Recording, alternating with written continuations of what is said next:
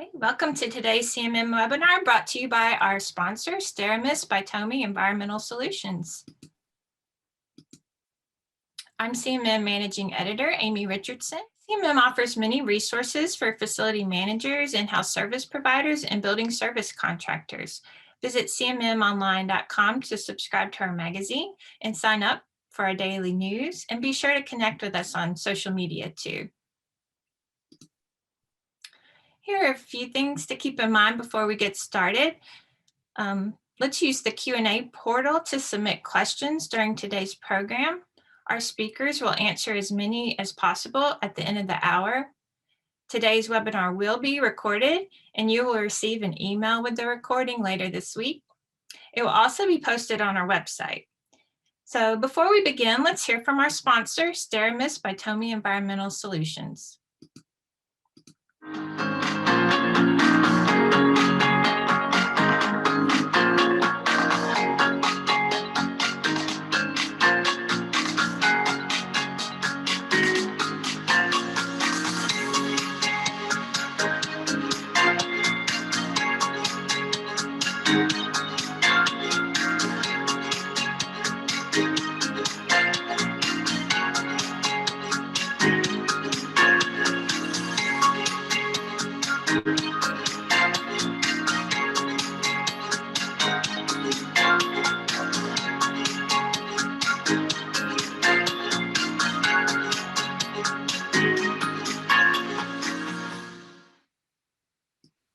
Now I'd like to introduce today's speakers.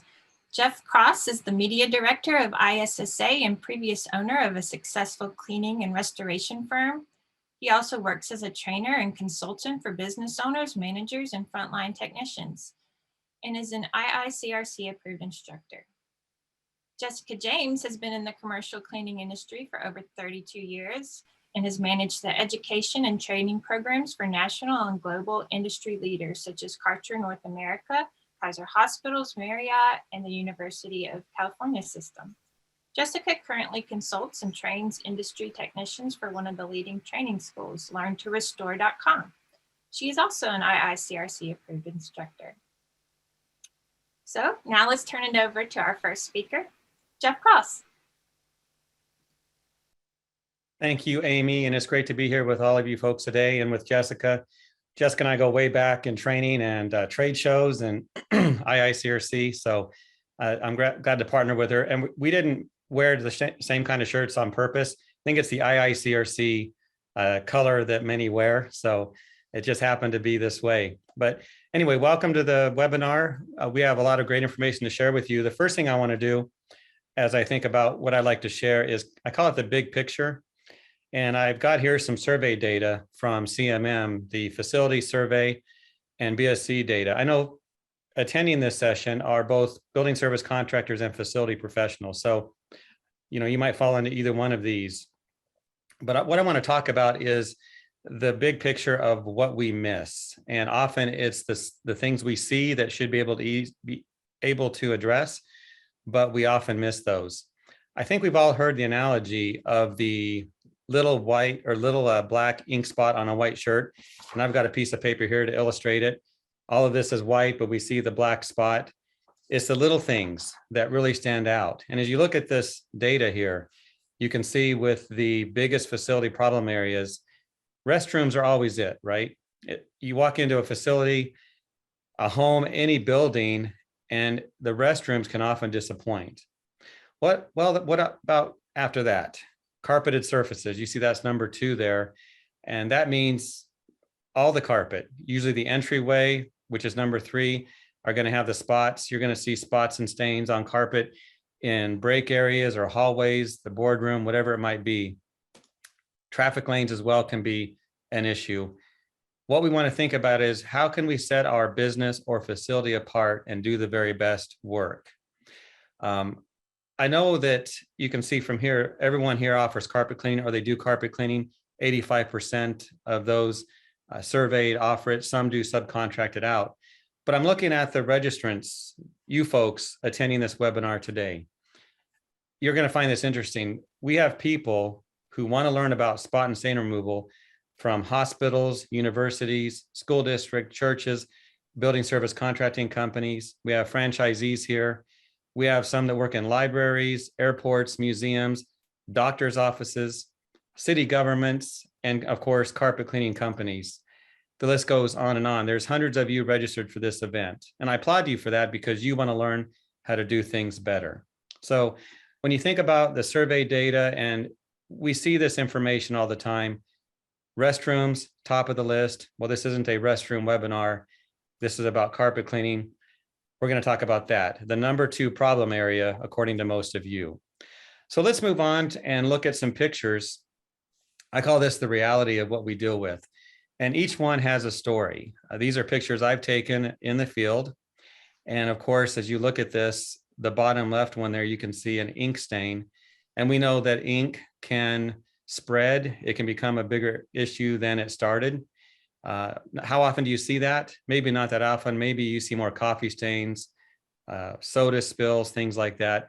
But it's a big problem. The top left one there, that's an image from a school. And that's a carpet right outside of a break room. And the story is someone was trying to get into the room. They had a cup of coffee in one hand and they hit something and spilled the coffee. If you look closely at that picture though, you can see the stain. It's easy to see. But if you look closely, maybe about 6 to 8 inches out, you see a dark area. That's how far that spill had spread. And as you clean that, that's all going to wick to the surface. So what we often see is not the entire picture. You see what's on the surface, but what's down below, what's beneath that. So when you clean a spot or a stain, when you address these issues, you have to think beyond what you see and expand your cleaning past that. The bigger picture there is my favorite, one of my most favorite anyway. This is at a Lego store in a big city, and took the grandkids there. We had a good family trip, and I noticed there's these clean spots. And so I started asking questions about this, and I'm thinking, what would cause this? Why is there a clean spot surrounded by dirt? Isn't it the other way around normally? You have a spot surrounded by clean carpet. Not in this case. So I found out that this carpet was so dirty, you're going to love this. That spot is a spill from a soda. That clean spot is actually not clean, but it moved the dirt. And so you have the opposite effect there. You have a clean spot. It looks like it, but really it's all dirty. But how does it get there in the first place? Well, you see from our list on this slide, you have high traffic areas, you get spots and stains, you have abuse, you have expectations, and of course, tech failure. All of these can add up. What's the point? Look at the carpet, think about what it needs, and give it attention. So Jessica, I don't know if you've ever seen a spot that bad, have you? That's a pretty bad spot. Yeah, I've seen some spots that are pretty bad during my inspection days. And but that's a good one. Yeah, it was kind of a reverse spot for me. I had to, everyone carries their phones with them, and we take advantage of that. All these pictures you'll see from me are pictures I've seen out there, but that was interesting. A clean looking spot that was as sticky as the rest of it. I would say in another week or two, it's all going to match unless they clean the carpet. So as we move on, Amy, let's look at some more information here. This is a picture I took a few weeks ago at a major airport. So if you know your airports, maybe you'll figure it out, but I'm not going to say which one it is. But I'm sitting there at this airport and I'm looking at this carpet, and this spill is huge and it was dry. But I noticed that as you look at this spot, you could see where some suitcase wheels had gone through it and tracked it out. I guess my point is, how long would it take you to address this spot the size of a large beach ball? I'm sitting there watching this for an hour and a half, waiting for my flight. And I noticed that there were cleaning professionals going this way, going that way. They all saw it. But have you ever noticed workers sometimes they kind of avoid looking at things? And that was the case here. It's like they knew it was there, but if I notice it, then I have to clean it. I don't know. It's something that I think when you see something on the floor, address it, take care of it, and remove it. And that's what we want to do. The entire reputation of your organization, whether you're a contractor or in a facility, it's all reflected by what people see on the floor or on the walls in your facility. And when you have something like this, it's just to me, it's embarrassing. So as we move on to our next point, I just want to talk about what we should do, how we should approach this. Obviously, the first thing we should do is inspect. And I'm just saying, look at the floor, maybe get on your hands and knees if you need to. Why use a flashlight? Well, sometimes you want to see how deep the spot is, or you want to see if it's inside the fiber or just sticky on the outside. There's all kinds of things that we can look for here. But basically, if you can't see it, there's nothing you can do about it. So look at the spot, do your inspection. You also want to set expectations. So by that, I mean, when you are doing the work and people are wondering how good of a job you're going to do, be honest about it, set those expectations. We're always told to under promise and over deliver. So we're not magic workers, most of us, but we want to do the very best we can and make sure that the job we're going to do is to the best of our ability. Give it your best and you'll see good results. We also know that scheduled maintenance is important. You know, when you think about cleaning, you have your vacuuming, you have your interim maintenance, you have your restorative cleaning, but you want to make sure that you keep up with what you're doing.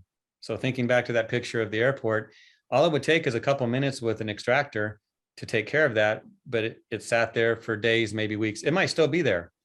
I guess if I go back to that airport soon, I'll look and see. But make sure you schedule your maintenance and you follow through with your program. The next point about knowing your spot and stain substances. Not all spots are the same. So whatever is spilled, you want to know what it does. Is it going to be sticky? Is it going to spread? Is it going to gather more soil? Is it going to go inside the fiber like we see some dye stains do?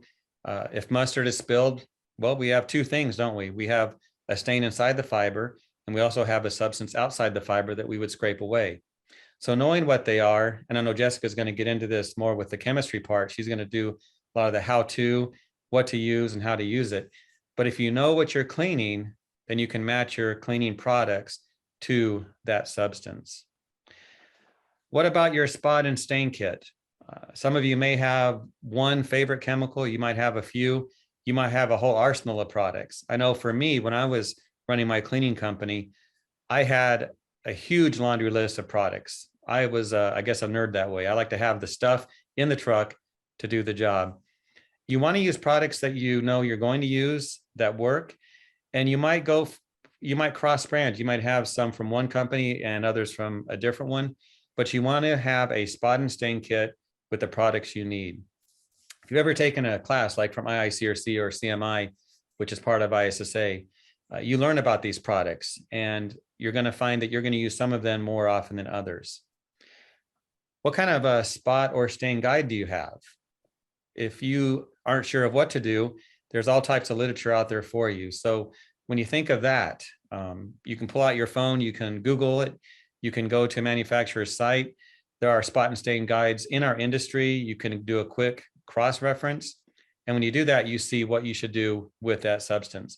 It's hard to memorize it all. So you might think, well, there's probably 50 different types of spots or stains in my building. What do I do with those?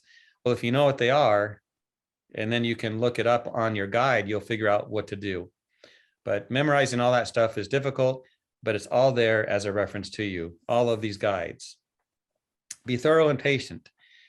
Jessica's going to talk about applying products and maybe some dwell time. You know, when you apply your product, it's not going to work instantly, nor most of the time. Give it time to work. Be patient, work the product in, and then you'll see good results with that. And learn from others. The last point there is a lot of professionals here. We're going to have some chats going on here in a moment. We're going to ask you to put in some thoughts. So be ready with that with your keyboard. But share your ideas. Follow the forums. Follow the online resources. I know with ISSA and our media brands, we have Facebook pages and Twitter and LinkedIn. You can always get good advice from other professionals in the industry. So network and learn from them. As we move on to our next point, we do have our first chat discussion. So we're going to have that put into our chat. So if you're at your computer, it's a little easier. If you have a desktop or a laptop, the question is, what were some of the worst issues you caused when using aggressive spot and stain removal procedures? So give that some thought, type in your answers if you'd like during this webinar. We'll take a look at those as they come in. I know you've got some. We all have done things that we shouldn't have done. I know I have.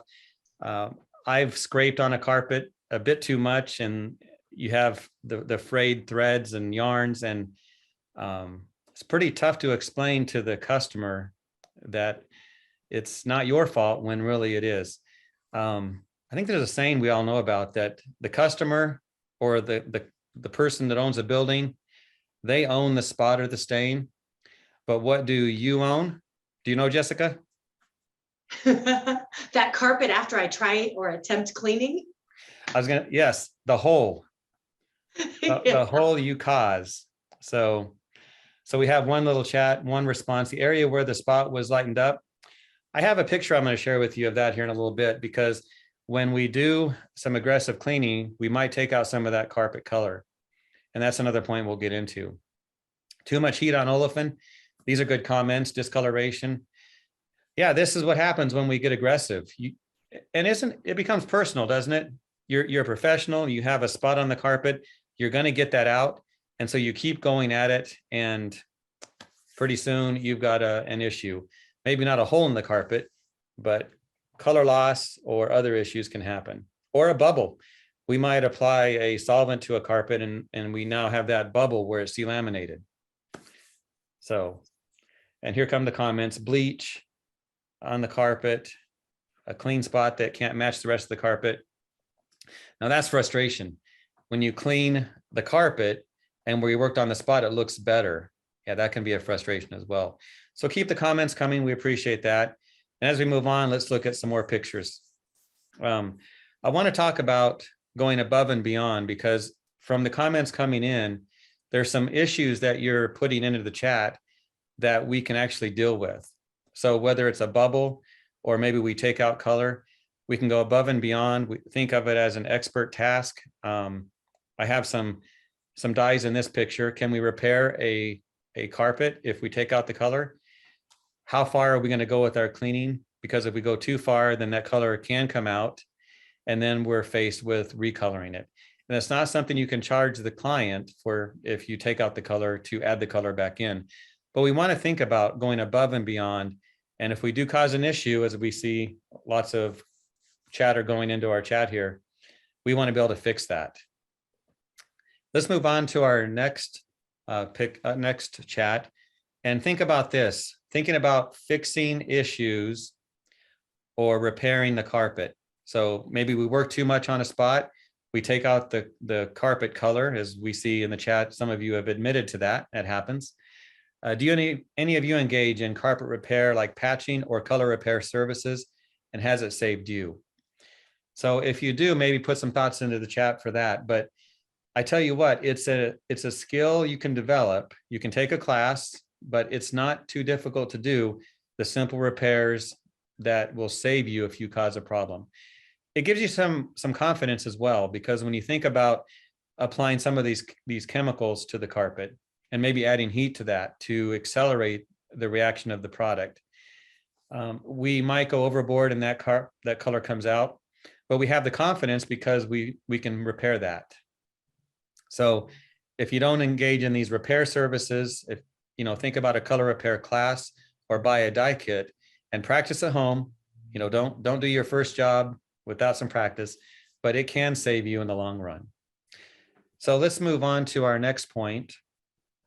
Just want to show you what I'm talking about when it comes to impossible spots and stains. This is just a picture from a class I was teaching at one time. And on the left, you can see there's all kinds of spots and stains. There's Kool-Aid and mustard and tar and grease and iodine, all the tough things. You're not going to see those that often, right? You're thinking iodine on the carpet, or, when does that happen? Well, it's a type of spot or stain that's going to match other things. Like I think of medicine. That could be your medicine category. If you can take out an iodine stain, then most of your medicines like cough syrup, you can take those out as well. But as you can see on the right, we did it. We got the spots out, but can you see some color loss there? You look closely, especially on the bottom, you can see that there's some color missing. So when that happens, if you are able to add that color back in, you can repair that. I call that a win. Now, if you're real picky, you might say, no, it's not, because it looks like some of the color's gone. But I think when you compare the two pictures, one of them is better than the other. So I love the comments coming in. Some good advice there. Patching a spot, I use a glue gun to blend the fibers. That's good. Carpet squares replace if unable to clean. That works well too. Of course, that new carpet square may not match, but maybe move things around if you need to. But Amy, let's move on to our next chat. So I want to hear from you folks. What's the absolute worst stain you've worked on? Is it ink? Is it mustard, coffee, red wine? Jessica, what would you say is the worst for you? I would say some of the more difficult stains to remove can be copier toner. Number one, when they tried to clean it themselves, yet they didn't call us for the next 2 months. Or sometimes salt stains can be pretty tough if you have nobody maintaining those areas, and you get degraded fibers, you get, you know, excessive amount of chemical as well as soils with your salt stains sometimes.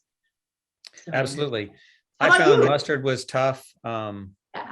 Old urine, you know, as it sits there a long time and it ages and can also strip out color as well. But as we look at the chat, what we've done here, Jessica, is we woke everyone up, because You know everyone what? has This a gives me a favorite. good idea. Yeah, of exactly which stain I should spend some time on. It looks like everybody's having some issues Toner. with stains. Yeah, There's toner. toner's been mentioned a few times. Vomit, that's fun. Let's see what else. Urine, red wine, Yeah, hydraulic there's fluid. a lot of different feces. Well, all right, well, we'll try to narrow it down and get to some of those if we can. Absolutely. And of course, all of you folks here, we'll have a Q&A at the end, but these are tough. I'm looking at some of the real tough ones here. Red wine and coffee, nail polish, some real issues. Hopefully we don't see those too often, but thank you all for, as we're going through this, to put in your comments. It's nice to see the interaction and see what troubles you have and what we can do to address them. You know, I see one up there, dog bile, that you've got a combination chemical plus, you know, acids in there that can really be some difficulties. So Yeah. let's talk about spotting right now. Someone named Lee said a broken ink pen when they drain out. I'd say that's a carpet replacement, maybe. I don't know. Amy, back to you. That's a long time. A lot of intimate conversation with that carpet to get that stain out. All right, well, thanks, Jeff, for that presentation. Thanks to everyone who's submitting comments in our chat. We also want to remind you, you can submit questions for Jessica and Jeff in the Q&A portal of the Zoom. So go ahead and do that, and we'll get to those at the end of our program. So now we will turn the presentation over to Jessica. Thank you. Thanks, Amy. Hello, everybody. I'm coming at you from beautiful, sunny Las Vegas. My name is Jessica James, and I'll be talking a little bit about soil spot stains and discolorations. Jeff, thank you so much for having me on. It's always a pleasure to work with you. Please feel free to bounce in and make any comments as you'd like. So first off, when it comes to identification, that is the single most important thing you need to do when you look at the carpet and you see that one spot on that big white piece of paper that Jeff was showing you earlier. You need to learn how to identify the difference between soil, spots, stains, and discolorations. Soil is just dirt. Dirt usually comes out with your regular carpet cleaning practices.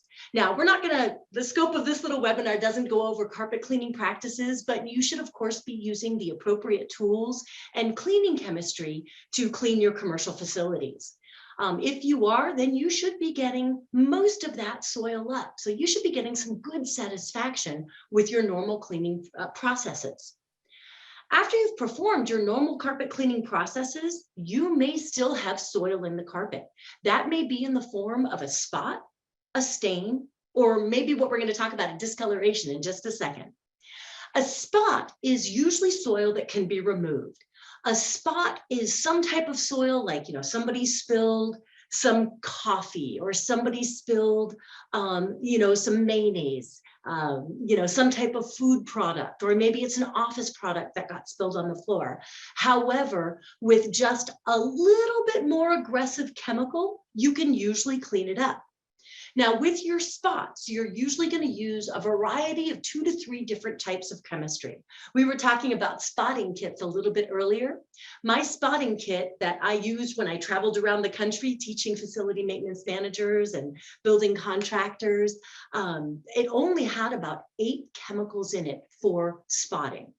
That's because you don't need a whole lot of chemistry. You need to know which one to use for the spot that you have on the carpet. Carpet spotting is like mathematics. If you can determine the type of spot that you have, the type of fiber that you have, then you can determine the type of chemistry and the appropriate procedures that'll remove that spot. So I'll talk a little bit more about spots as we move on, but basically your spots are removed with a little bit more of an aggressive cleaning tactic, specialty chemistry, specialty cleaning processes. The stains are a little bit more difficult. A spot is when you have a substance, a foreign matter that's in the carpet that is usually removed with a little bit more aggressive cleaning. Your stains are when you have dye molecules. Whether these dye molecules are natural or synthetic, it's a dye molecule that's either sitting on top of the fiber or it's been absorbed into the fiber. Now, if you take a carpet cleaning course, like the commercial carpet cleaning course or the carpet cleaning technician or some of the other courses that CMI offer, then you'll be able to identify that carpet fiber. And identifying that carpet fiber is going to tell you whether you've got a soil or a stain that's on top of the fiber, or whether you have a fiber that's absorbent and it's been absorbed into the fiber. So a stain is a little bit differently in the cleaning industry than it is like when you're talking to, your friends or your husband, your wife. And, my husband comes in and says, Jessica, I've got a coffee stain on my shirt. Don't worry, honey, give it over here. I'll take it out. All it is a different type of soil that's bonded onto the fiber in a very special way. And we usually have to get a little bit more aggressive with specialty cleaning techniques and specialty cleaning chemistry for our stains to get removed. Stains also have a time limit. On some carpet fibers, especially like nylon carpet fibers, if you don't remove those stains within a certain amount of time, they can become permanent. So most of your stains, your dye molecules, if you get to them pretty quickly, you'll be able to remove them. Using the appropriate tactics, you'll be able to remove them. Mustard, coffee, tea, wine, feces, vomit. You'll get all of that out of there if you get to it within the appropriate time and use the appropriate cleaning tactics. It's when those stains get left in there, they start to chemically bond, or they start to physically bond to that carpet fiber. So with your dye molecules, you usually want to get to them within, about 7 to 10 days. Get in there as quickly as you can so that you can create a chemical counteraction that will alter that dye molecule and make it disappear. So time is of the essence when it comes to your products that have dye molecules in them. The other type of stain that you can have is an oxidation stain. There are some oily soils that will bond with a carpet fiber, especially if you have olefin or polyester fibers. And take a class, you'll learn how to identify all of those fibers. But if you have your olefin fibers and your polyester fibers, what they will chemically react with oily, greasy soils. Those oily, greasy soils will bond with that specific fiber, not necessarily nylon. And if you don't remove those quickly, you start to get a chemical reaction that oxidizes on that fiber, and that fiber starts to turn yellow. So you get yellowing issues. You don't notice it until you perform your cleaning processes and your restorative spotting processes. And now you have a yellow carpet, or you have a yellowing color that you can't get out. And that's because that fiber has been oxidized. That soil created a chemical reaction on that fiber that yellowed that fiber out. And that can be extremely difficult to counteract that oxidation process. So your spots and your stains, spots, pretty easy to get out usually. Stains, a little bit more aggressive, a little bit more temperamental. Your discolorations are when color has been removed from the carpet. So this, of course, is only going to happen with your nylon, wools, your polyester carpets, usually any type of fiber that's absorbed a color, it can release that color. So it all depends on how that carpet fiber was made. But if you have a discoloration, you have an area of the carpet that is usually lighter than the surrounding areas of the carpet, and that's due to color loss. When you have color loss, cleaning can't correct that. That is damage done to the carpet, and you have to learn those repair techniques in order to add that color back into the carpet. Any comments you want to make, Jeff, on that? Just one thing I was thinking when you were talking, and good stuff, Jessica. When I dealt with old stains, even if it was weeks or months old, if the customer didn't do anything to them, it was much easier to deal with. But yeah, that was not the case usually. It seems like everything got tossed on the spot, and then they call the carpet cleaner. So yeah. All right, let's move on. And let's talk a little bit about kind of the processes that you want to do when you have a spot on the floor. So of course you want to perform your overall cleaning practices first. Always do that first. If you have, just to give you an example, an olefin fiber carpet. Olefin fibers are extremely non-absorbent, and they dye them in a special manufacturing process called solution dyeing, where they add the color, they actually melt the color into the fiber. And the reason they have to do that with olefin is because olefin is what we call hydrophobic. It doesn't absorb anything. So if somebody spills coffee or tea or wine or something that has a dye molecule in it, that dye molecule is going to sit on the top of that carpet fiber. It's not going to get absorbed in. It doesn't have the ability to absorb it in. So sometimes normal cleaning practices, and I've seen this before in my commercial facilities, normal cleaning practices will lift up some of those soils and remove some of those dye molecules that we find in coffee, soda pop, things like that. So always perform your overall cleaning first. You never know what's going to come out with your overall cleaning practices. So always do your overall cleaning practices, then go back and address those spotted areas, those areas where you have an accumulation of soil or maybe some dye molecules in that carpet. And then do an identification. So your stains, when they get absorbed into the carpet fiber, it's usually not sticky or gummy. Once you've cleaned that carpet and you have a red stain or a black stain or a chocolate colored stain, like a brown stain, if you feel the carpet, and I like to wear gloves when I'm touching the carpet, but if you feel the carpet and your gloves aren't sticking to that carpet, chances are you've got a dye and you can move into your dye removal processes. If you have, because you've already cleaned it, so you've removed all of the sugars, the starches, the carbohydrates, you've already removed all of that. If you do have a residue in the carpet after you've performed your cleaning practices, it's either going to be a sticky residue or a gummy residue. And these are usually left over from like spills. If you have a spill that's wicking up, that has come to the surface of the carpet after your cleaning practices, sometimes you can feel that, and that's sticky. Your gloves will kind of like stick together. It's a little bit of a different when you have like oils or greases in the carpet, you have kind of a gummy texture. When you have a gummy texture, your gloves still kind of slide together. They don't get stuck together. I mean, sometimes they get kind of gummy, but you can tell the difference between sugars and oils and greases. So that's your first step, is to determine, do I have a stain or do I have a spot? And if I have a spot, is it a water-based spot or an oily, some type of oil-based spot? That's going to dictate your cleaning practices.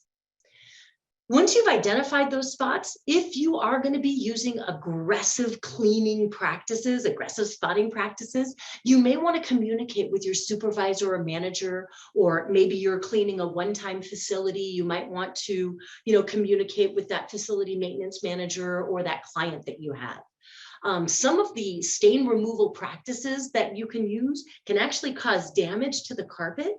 And you want to make sure that the client understands that if they wish you to continue on with services, you may cause damage to that carpet.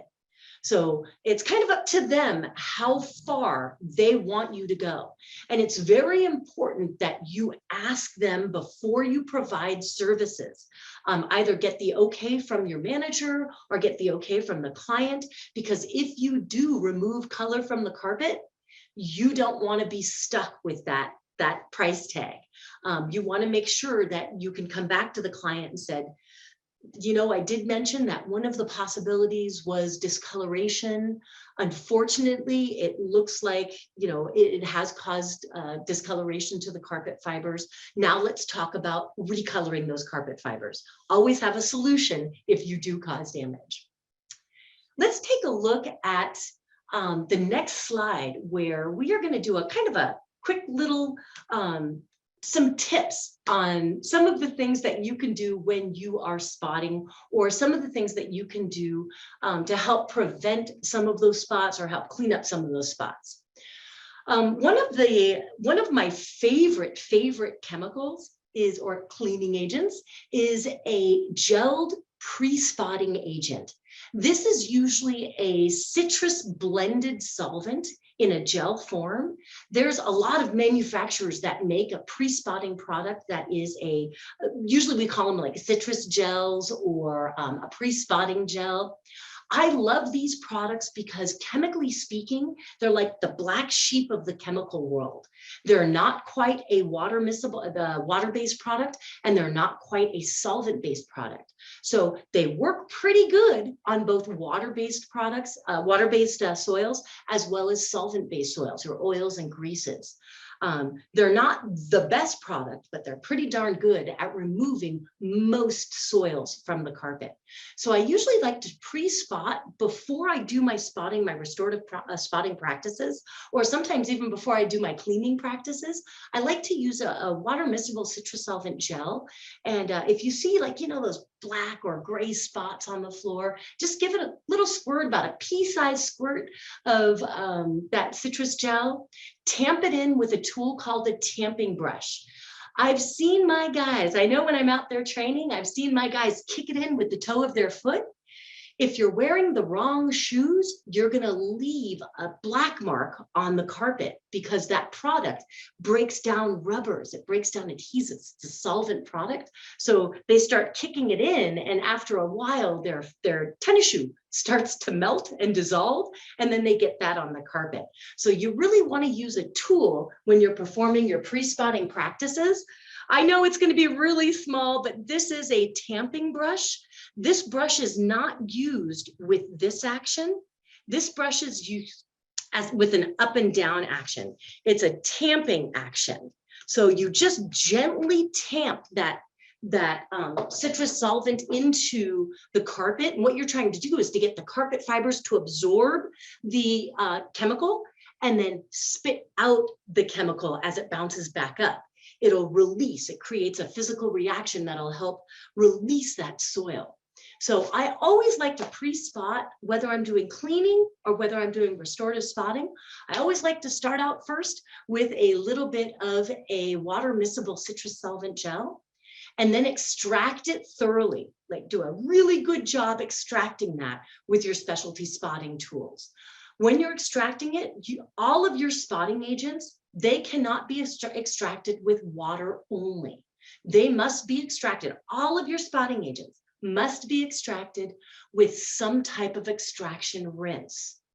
The spotting agents aren't like your carpet cleaning agents. They're created differently. They're designed, their chemical makeup is designed to react with a extraction agent so that you get a better suspension of soils and pull of those soils when you extract with a warm extraction agent.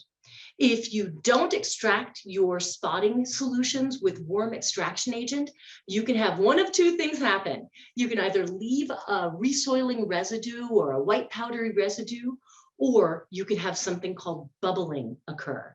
And I'll show you a picture of bubbling. I think it's in the next slide. We'll take a look. But first, we have a chat discussion. How long do you allow a spot or stain solution to work in before you extract it? So here we're talking about dwell time.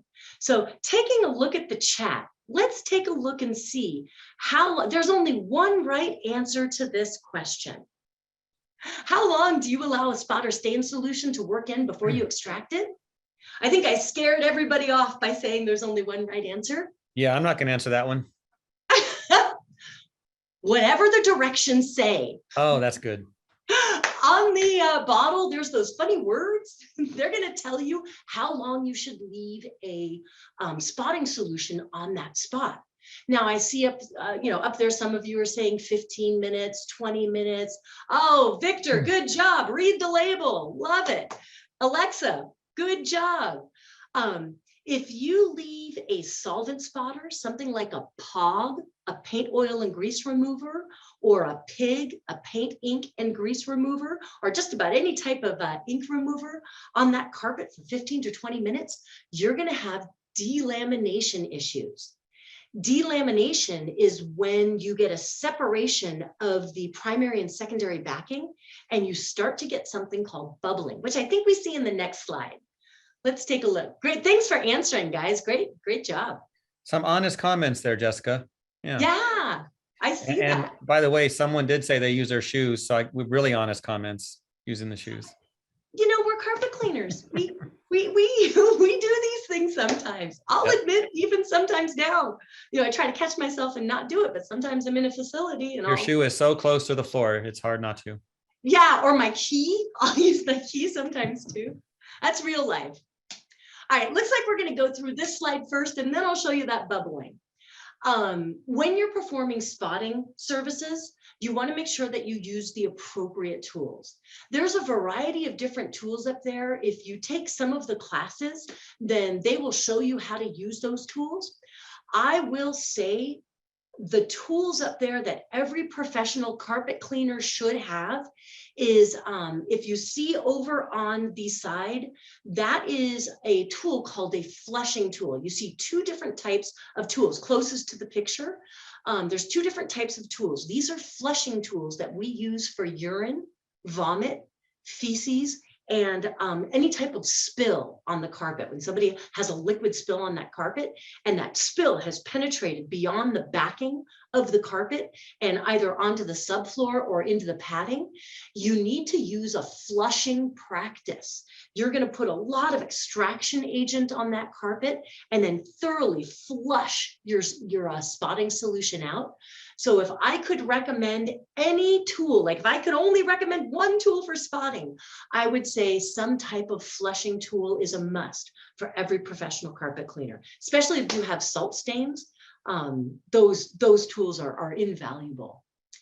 The other tool that you see there is, I want to talk a little bit about the wallpaper. It's got that big paddle there. That's a wallpaper steamer. When you're using your stain removal products, how you get the chemical reaction is either you're messing around with electrons. It has to do with the chemical reaction with the dye molecule. Either you're going to release dye molecules or it's going to grab dye molecules from the surrounding area, and you get a chemical alteration, which is going to make that dye go colorless. So when you have a coffee stain on the carpet, you're not removing that coffee stain, you're messing with it chemically so that it goes colorless and you can't see it anymore. In order to get that reaction, you got to use heat. Now, how I got into fire damage restoration, I'll be honest, was I burnt a carpet with an iron. Continued my cleaning practices, left the iron on the carpet. I was probably 16 at that time. Thought, oh, it'll be just a minute. But then Mrs. Jones started talking to me. It came back and there's a giant, melted spot of carpet where I had my iron. So from that day on, I never used an iron to manufacture heat for my chemical alterations to remove dyes. I always went to steam, and a wallpaper steamer does that phenomenally without causing damage to the carpet fibers. If you take a class, we'll teach you how to use those tools. Let's move on to the next slide that kind of shows us some of the different types of stains and the different types of chemistry that you're gonna need for these different types of stains.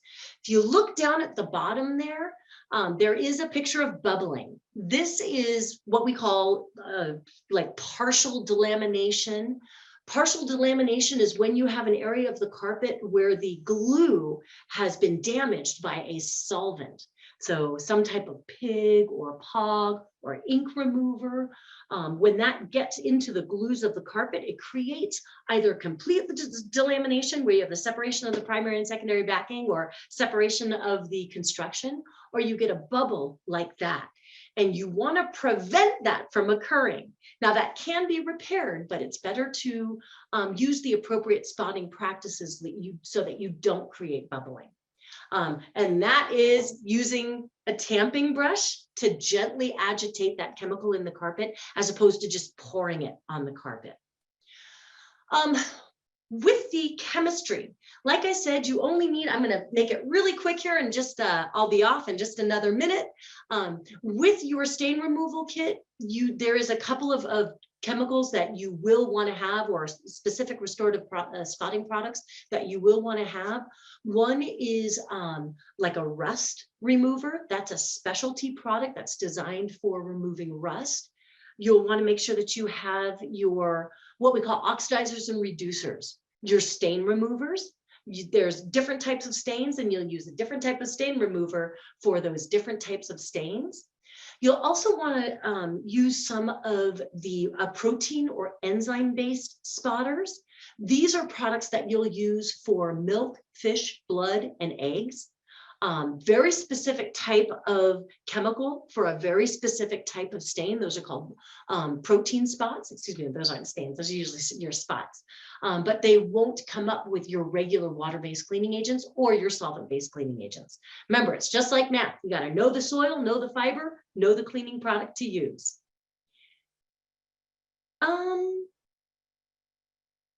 We kind of talked about some of this in the previous slide, and that was a spotting machine, which is a small little unit. These are the best tools to use for your spot removal practices. Don't try to do it with your big carpet cleaning units. Your carpet cleaning units, usually they don't have the appropriate type of physical action to remove all of the chemistry that you're going to be putting into the carpet with your spotting practices. So I always recommend a spotting machine to all of my clients. And then we talked about tamping brushes, tools for adding heat, that subsurface flushing tool, very important tool to have. pH, honestly, do you use a lot of pH meters and papers, Jeff? So occasionally, I like to see what the product does on the carpet after you rinse it out. I use it then. Yeah, I usually don't use it when I'm doing my spotting. Mm-hmm. I usually can, of course, when you get that experience, you'll be able to tell what those stains are by the look, the texture, the feel, and you'll be able to use the appropriate cleaning chemistry. That's much, much more important than determining the pH of that spot.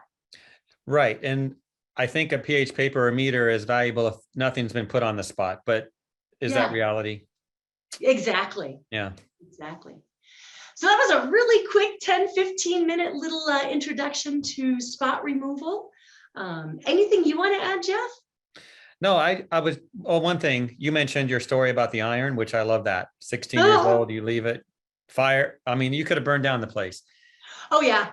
So yeah, I use an iron, but I always use a damp towel. But here's a good rule of thumb. If you're going to use an iron on carpet, never let it leave your hand. That should Never. be, just always hold it, apply the heat. I've never had any issues because you're using a wet towel. But Yeah, you have something between there. yeah, it's just, but you know, as an organization, whether you're a facility or a contractor, you have to have your policies in place, and they may not be something that your supervisor would want you to use. So always follow whatever your organization allows, but realize that there are safe alternatives, as you mentioned, Jessica. You know, there's a picture of a hair dryer up there too. I've used hair dryers to Mhm. activate those stain removal chemistry. Doesn't work as well as the steamer, but that's just another alternative as well. Mm-hmm. And here's Amy. Hi, well, thank you. Thanks, Jessica. Thanks, Jeff. I skipped over those last two chat discussions, so I can ask those to you guys, and we can keep the discussion going. Thanks to everyone who submitted questions during the program. Now's our Q&A time, so our speakers will take time to address as many questions as we can in the next few moments. So going back to that, one of the chat discussions was, which type of chemistry do you use more often than others, and why? So I can start on this one, I guess. Jessica has already talked about it, the citrus solvent. There are some out there that have both the citrus element, which is the oil base, the solvent base, and they add a detergent to it as well. And I think that's what you were talking about, Jessica, is it attacks both types of soils, water-based and oil-based. To me, that was the best product to use on most spots. Because think about it, most spots are going to be a combination of things. If you have food, it could have some color, it could have some substance that needs to be dissolved. So that was often my go-to. And then an alkaline or a protein spotter as well was often used.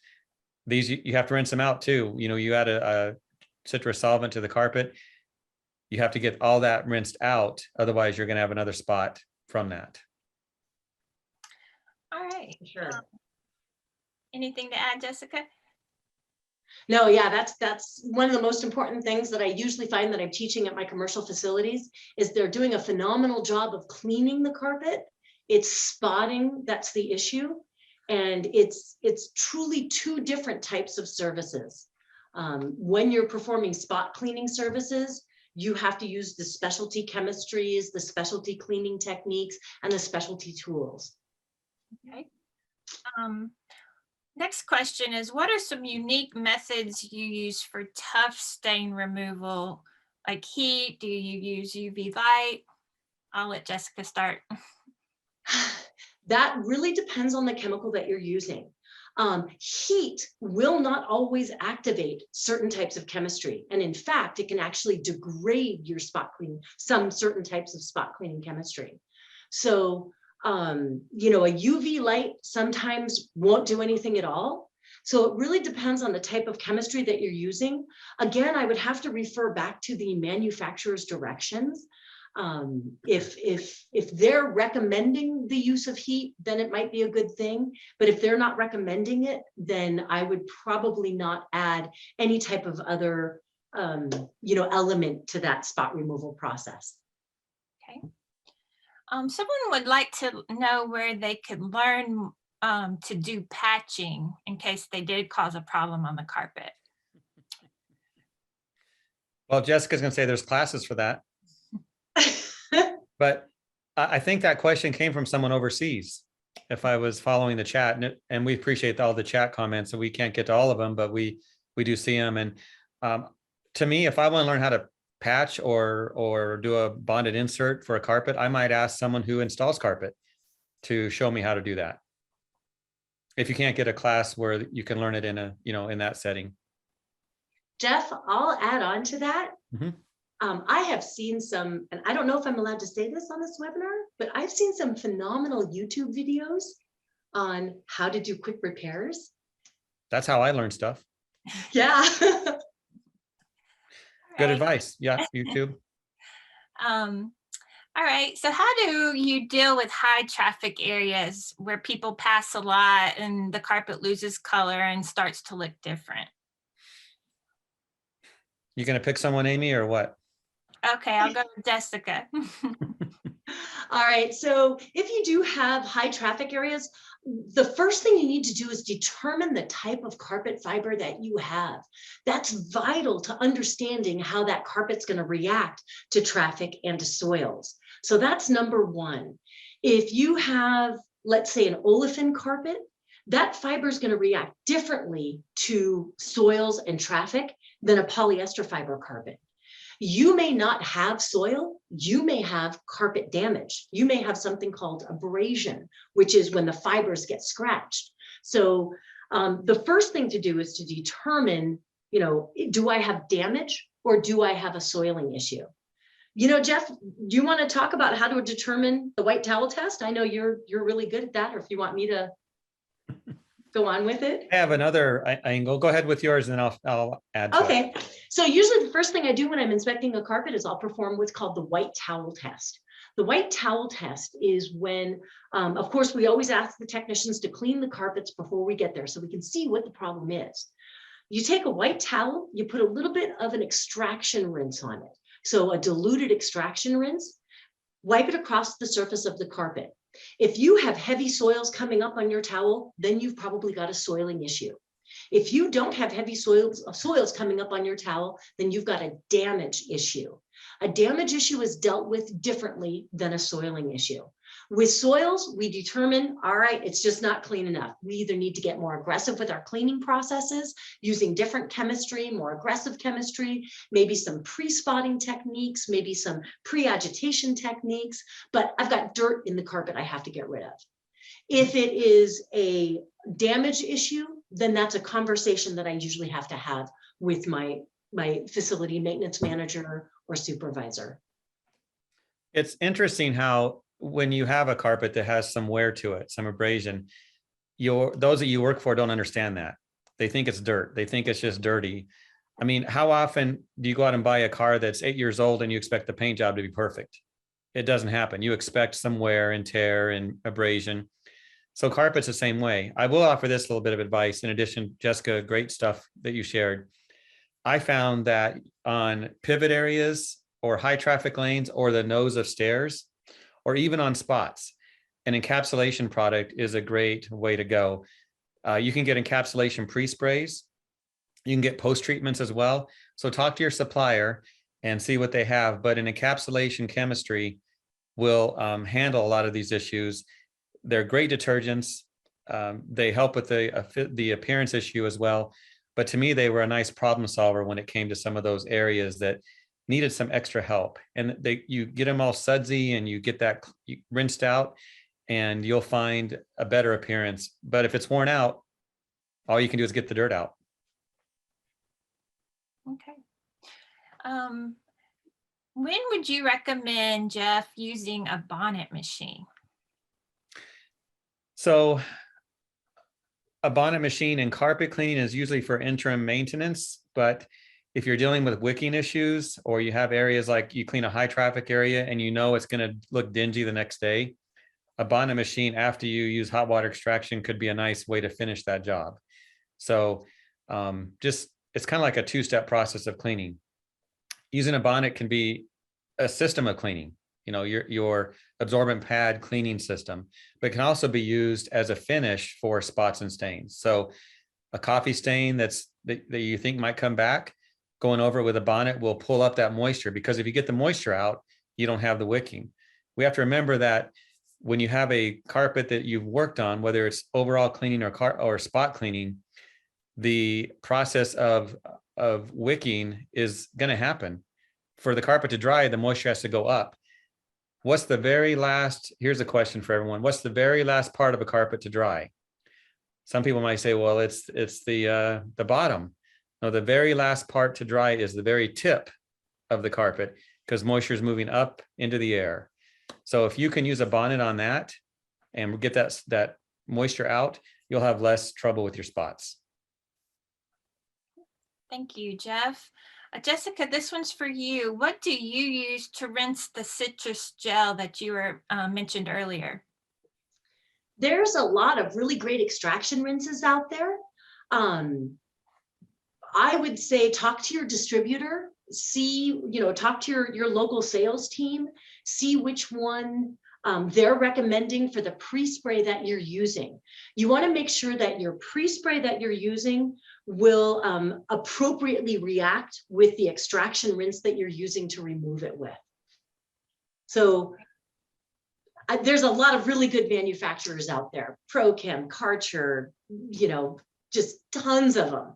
So, Okay. And I would add that most manufacturers make their products to be rinsed out with hot water and detergent. So you're going to probably find that's going to be one of your solutions. Was the question about a spot or overall carpet cleaning? That was in regard to the citrus gel and how to rinse that. Yeah, most of those do rinse out with hot water and detergent. I'm a advocate of hot water. But yeah, and a related question, how do you determine when the product used is completely rinsed out? Give it a week. If it doesn't re-soil, then you're good. Chemical reactions are vital. Look at your bottles. If your bottle recommends, like your pre-spray recommends the use of an extraction rinse, then it's using a special type of chemistry that needs a secondary reaction. If your pre-spray says that it rinses out with hot water, then it's a different type of chemistry. And you don't need to use any type of extraction to rinse those out. So I would say to dovetail with Jeff, look at your bottles and see what they recommend. Read the directions. But cleaning is, you think about carpet cleaning. It's like cleaning anything, washing your car, your dishes. You just learn to do a thorough job. So, and you can't really see it. Back to the question about how do you know when everything's rinsed out? A thorough cleaning. So maybe that's a couple of passes with your tool. But often we learn because it soils quickly, and then we know we have to do a more thorough job. Okay. Jeff, someone had a question about that picture you showed of the rug with all the different types of stains and wanted to know what cleaning process you used on that. Did you mention iodine?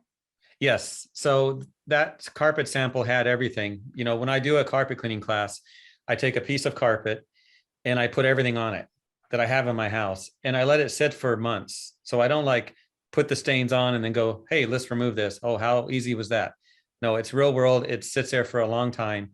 So mustard, Kool-Aid, think about what's in your house. And really the spots and stains you deal with are mainly food or things in our body that come back out, right? That's very common. So not that I ever put vomit stains or anything like that on the carpet, but lipstick ink stains and tar, all the normal stuff, mustard, Kool-Aid. I do coffee and tea. And when we do the work in a classroom, I get out the basic chemicals. I love Jessica's comment about 8 products, and she showed you what those were. Those are your class of chemicals. So I try not to recommend products, brands. So that's why you saw coffee cups, because I take the products, put them in the coffee cup. And so you had protein spotters, acid spotters, enzyme, the gel solvents, the oxidizers, and the boosters. And really, to get all those stains out, we used all of those. Now, some of them we use more than others. If it's a colored stain like Kool-Aid, then we're going to use a reducing agent, and they really disappear quickly, whereas oxidizers take a little bit more time. But look at a spot and a stain. If it looks dull and earthy tone, it's probably going to be organic. If it's real shiny, thinking about food dyes, and like Easter just passed, all those different types of dyes you might have used, it's going to reflect light to your eyes. Reflect. That's going to be more of your synthetic type stains, your man-made stains. So you have products for each one. Well, someone would like to know a little bit more about blood. What is the best technique to remove blood when you can only do one visit due to time or logistics? Jeff, you're shaking your head. You want to take the first stab on that one? It's magic. So I always found you could use hot water on blood. The problem with setting stains, and you hear the word setting stain, is when you don't get it all out on that one trip. So when you have a blood stain, this would apply to any organic stain, but blood stain, apply your spotter solution, like an alkaline spotter, work it in, and then extract it. And then put some maybe some rust remover if it looks like it has some iron from the blood. But I found peroxide was the best solution, and it disappears quickly. But that one visit might take a little bit of time. You have to apply your product, rinse it out. The peroxide will help take out the rest of that blood stain. And again, back to classifying your cleaning products to the substance. If it's organic, blood, vomit, coffee, the things that come from our body or things that we eat, then often an oxidizing solution is your solution for that. Okay, so would that be good for urine? That's the next question we had there. How would you remove urine from carpet? Same principle, but if it's an old urine stain, then it's probably moved from an acid to an alkaline as a substance. Then you would need to use an acid spotter on that. So if it's older, maybe a month or two old, then you might have that issue. Okay. Jessica, are there any stain repellent type products that you would ever use for high traffic areas, like on stairs? Absolutely. There are many products, many manufacturers make stain repellent products. The ones you want to look for are with fluorochemicals. Don't use silicones. Silicones are usually voided by all manufacturers' warranties. You want to use a professional grade fluorochemical repellent. And if you just go to your distributor and tell them you want a fluorochemical stain protector or carpet protector, they can probably suggest a couple of the major brands. But I would absolutely, I always, when I write up my maintenance programs, I always write cleaning and then post-cleaning protection processes with a fluorochemical protector in those high traffic areas, those pivot areas, your elevators, your stairways, food service areas. Those will just really, really make your job easier next time you clean and help prevent bonding of chemistry and stains. Okay. A problem that a lot of people are seeing today is adhesive from the tapes that were put on carpets during social distancing during the pandemic. Do you have any tips for how to remove adhesive from the carpet, Jessica? Yeah, that's, in fact, I just did an inspection down here at a casino. I really like to start out with my citrus spotter, my citrus solvent spotter. I like to start out with a gel. I like to work from least aggressive to more aggressive with those adhesive spots, because if you get too aggressive, you can cause bubbling. You can even cause color loss on your nylon fibers. So how I usually address those is I'll do my hot water cleaning first. So I always clean everything before I start my restorative spotting practices. Then I'll use a water miscible gelled solvent spotter. I'll apply that to the carpet, tamp it in gently, don't get it into the backing. It could eat those glues, could work on the glues in the carpet. Tamp it in gently. Or even you can flick it in. If you wrap like a towel around your finger, put it on your towel, and you can kind of flick it gently into the tips of the fibers. Let it set for about 5 minutes, and then use hot water extraction.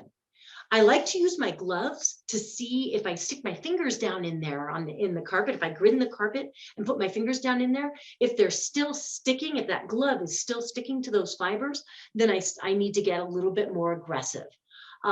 You could go to a liquid solvent remover like a POG, a paint, oil, and grease remover, or a PIG, a paint, ink, and grease remover. And you could use one of those, but those are liquid. So you have to be very careful when you're using those. Usually you want to apply those onto a towel. So you put it on the towel, and then you put the towel on the spot, and you gently tamp that spot. So you get that up and down reaction. And then those products usually are removed through the process of evaporation. So you dry extract those, and then you go ahead and do a wet extraction cleaning. And that should help handle. I can't tell you how many times in the past month I've been on inspections with like the little circle spots of those adhesives, and that's what I usually found to be the best way to remove those. Jeff, did you want to add anything or throw anything in there? Oh, do I? I hate adhesive spots. They're the worst. That and gum. I did a bowling alley once where there's miles of gum, but that's another story. But what Jessica just described is accurate, but it takes so much time. And It that's does. what you have to think about. When someone puts down a runner of carpet or something to protect the floor and they use duct tape or some kind of adhesive, that is not good. And it's going to take a lot of time to get it out. You can do it. And what Jessica said is exactly right, but you need the time to do it. That's going to be hands and knees work often. And you just have to take your time to do it. Okay. We have time for maybe one, maybe two more questions.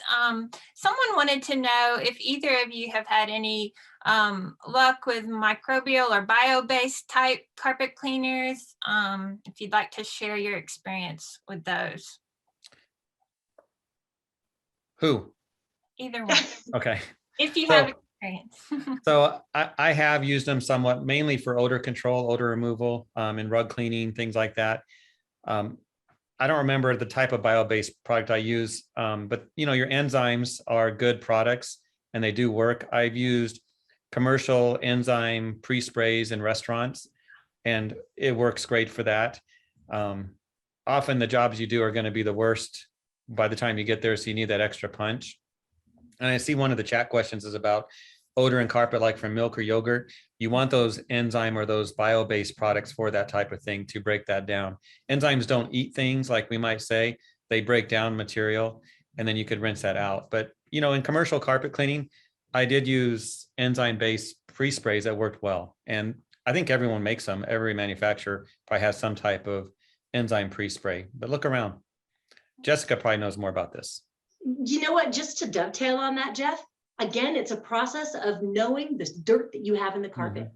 If you have a protein-based soil, like meat, fats, vegetable oils, any type of dairy product, any type of fish product, you're not going to be able to get it out with your regular carpet cleaning products. And you're absolutely right.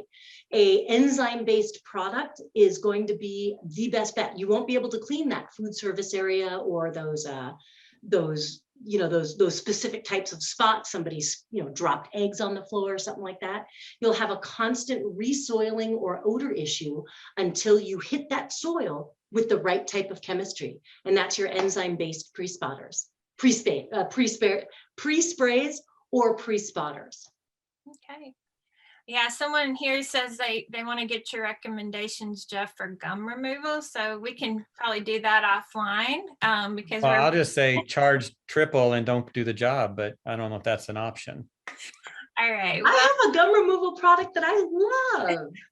Go ahead, Jessica. I don't want to recommend it on Online. Anyone can reach out to us separately.